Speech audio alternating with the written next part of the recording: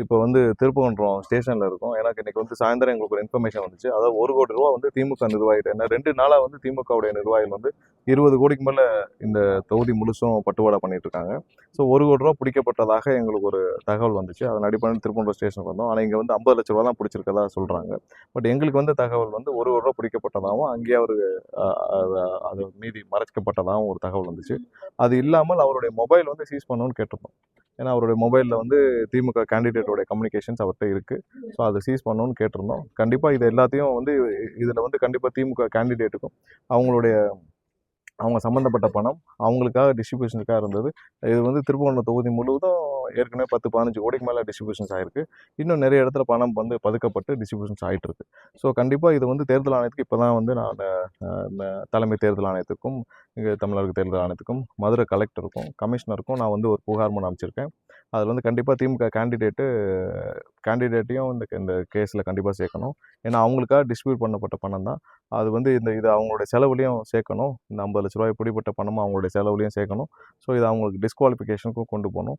ஏன்னா இது வந்து ஒரு ஜனநாயகத்துக்கு விரோதமாக அவங்க வந்து இன்றைக்கி பணம் வந்து அங்கங்கே 50,00,000 1 கோடின்னு வச்சு ஒவ்வொரு இடத்துல வச்சு டிஸ்ட்ரிபியூட் பண்ணிட்டு இருக்காங்கன்னா, இது வரைக்கும் நாங்கள் 2 நாளாக பல புகார்கள் எங்களுடைய நிர்வாகிகள் அனுப்பிச்சிட்டாங்க. பொதுமக்களும் நிறைய புகார்கள் அனுப்பிச்சிட்டாங்க. ஸோ எல்லாத்தையும் தாண்டி இன்னும் வந்து கேஷ் டிஸ்ட்ரிபியூஷன்ஸ் ரொம்ப பெரிய அளவில் நடந்துட்டு இருக்கு.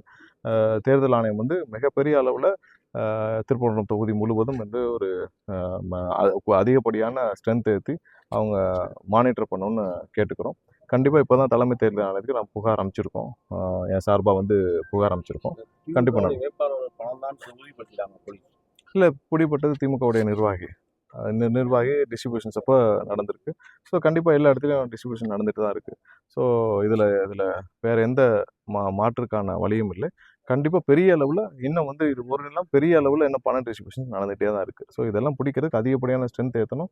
எல்லாருடைய இந்த திமுக நிர்வாகி அவங்களுடைய கேண்டிடேட் சம்மந்தப்பட்ட எல்லா இடத்துலையும் வந்து கண்டிப்பாக ஒரு பெரிய அளவில் சோதனை பண்ணணும்னு கேட்டிருக்கோம். இப்போ சாயந்தரம் வந்து நாங்கள் வந்து கிட்டத்தட்ட 12:30 மணி ஆச்சு. இப்போது நாங்கள் எல்லாம் இருக்கிறோம். ஏன்னா எந்த வழியிலையும் இது தப்பிக்க விடக்கூடாது அப்படின்னு சொல்லிட்டு. ஏன்னா என்ன வேணால் நடக்கலாம். மதுரையில் இருக்கிற பல திமுகவுடைய பெரிய புள்ளிகள் இதை வந்து ப்ரெஷரைஸ் பண்ணி இதை வந்து இது பண்ணணும், டிஸ்மேல் பண்ணணும்னு நினைப்பாங்க. ஸோ அதனால நாங்கள் எல்லாம் கண்டிப்பாக நினைக்கிறோம். இல்லை, போலீஸ் தரப்பில் அவங்களுடைய ப்ரொசீஜர்ஸ் பண்ணிட்டு இருக்காங்க. இன்கம் டேக்ஸ் வந்திருக்காங்க, இன்கம் டேக்ஸ் IRS எல்லாம் வந்திருக்காங்க, டெப்டி கமிஷனர்லாம் வந்திருக்காங்க. ஸோ அவங்களுடைய ப்ரொசீடிங்ஸ் பண்ணிட்டு இருக்காங்க. பட் கண்டிப்பாக இதில் எங்களுடைய இது வந்து திமுகவுடைய கேண்டிடேட்டும் அவங்களுடைய இன்வால்மெண்ட்டும் இருக்குது. அவங்களுக்காக தான் இப்படி எடுத்துகிட்டு போடப்பட்ட பணம். ஸோ அவங்க அந்த பணம் வந்து அதுக்காக அவங்களையும் இந்த கேஸில் இன்வால்வ் பண்ணணும்னு நாங்கள் கேட்டிருக்கோம். பறக்கும்படை பிடிச்சாங்களா? இல்லை, எங்கள் இப்போ பறக்கும்படை தான் காவல்துறையிலேருந்து தான் பிடிச்சிருக்காங்க. கண்டிப்பாக இதில் உள்ள எல்லாரும் யார் என்னென்ன வரைன்னு கண்டிப்பாக பிடிக்கப்படணும்னு கேட்டுக்கோம். பணம் எவ்வளோ தான் சொல்லிட்டாங்களா? இது வரைக்கும் 50,00,000 இருக்கிறதா தகவல் இருந்திருக்கு. ஸோ அதெல்லாம் கவுண்டிங் எல்லாம் பண்ணி அவங்க வந்து இன்கம் டேக்ஸ் ஆஃபீஸர்ஸையும் கொண்டு வந்து பண்ணிட்டு இருக்காங்க. டெப்டி கமிஷனர் வந்திருக்காங்க. நானும் அவங்கள்ட்ட பேசணும். பட் கண்டிப்பாக அது அவங்களுடைய இன்கம் டேக்ஸ் அவங்களுடைய ப்ரொசீடிங்ஸ் பண்ணுவாங்க. அது இன்கம்ஸ்க்காக பண்ணுவாங்க. பட் இதில் எலெக்ஷன் கமிஷன் வந்து கண்டிப்பாக தேர்தல் ஆணையம் தேவையான நடவடிக்கை எடுக்கணும். இன்கம் டேக்ஸ் பண்ணுறதுலாம் பேரலாக ஓடிட்டு இருக்கோம். அது வருமானத்திற்கு தேவையான விஷயங்களை அவங்க பார்ப்பாங்க. பட் இதில் எலெக்ஷன் கமிஷன் அவங்க வந்து அவங்களுடைய வேலைகளை தெளிவாக செய்யணும். இங்கே அதிகப்படியாக ஸ்ட்ரென்த்தும் போடணும். நிறைய பண டிஸ்ட்ரிபியூஷன்ஸ் நடக்குது. ஸோ அதனால் நாங்கள் வந்து இதை புகாரை வந்து தலைமை தேர்தல் ஆணையத்துக்கு அமைச்சிருக்கோம்.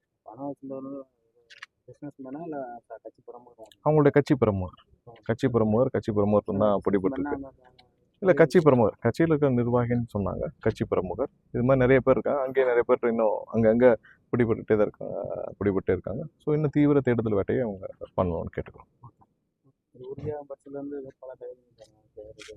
இல்லை, கண்டிப்பாக அதுக்கான நாங்கள் ஏற்கனவே அதுக்கான நிறைய கோர்ட் இதெல்லாம் மூவ் பண்ணிகிட்ருக்கோம். கண்டிப்பாக தகுதி நீக்கத்துக்கு கொண்டு போவோம். ஏன்னா திமுக வேட்பாளர் அவருடைய அஃபிடேவிட்டு நிறைய விஷயங்கள் அவங்க காட்டவில்லை. அவங்க மேலே FIRs எல்லாம் நிறைய மறைக்கப்பட்டிருக்கு. அது சம்மந்தமான தகவல் எல்லாம் ஆல்ரெடி அதை டிஸ்குவாலிஃபிகேஷன் ரைஸ் பண்ணியிருக்கோம். இதையும் கண்டிப்பாக நாங்கள் எடுத்துகிட்டு போவோம். ஆனால் இது வந்து கண்டிப்பாக அவ்வளோ சீக்கிரம் விட முடியாது. மக்களை ஏமாற்றி இன்னும் எத்தனை நாள் வந்து இவங்கெல்லாம் வந்து 500 1000 கொடுத்து மக்களை ஏமாற்றி மக்களை பர்ச்சேஸ் பண்ணணும்னு நினைப்பாங்க. மக்கள் இவங்க இவ்வளோ 500க்கும் 1000க்கும் வாங்கணும்னு நினைக்கிறவங்களுக்கு இந்த தேர்தல் கடைசி தேர்தலாக இருக்கும். எவ்வளோ தான் இவங்க கொடுத்தாலும் மக்கள் தெளிவாக இருக்காங்க. மக்கள் வந்து நீங்கள் 500 1000 5000 கூட கொடுங்க, மக்கள் தெளிவாக இருக்காங்க. கண்டிப்பாக 100% விசிலுக்கு தான் ஓட்டு போடுவாங்க.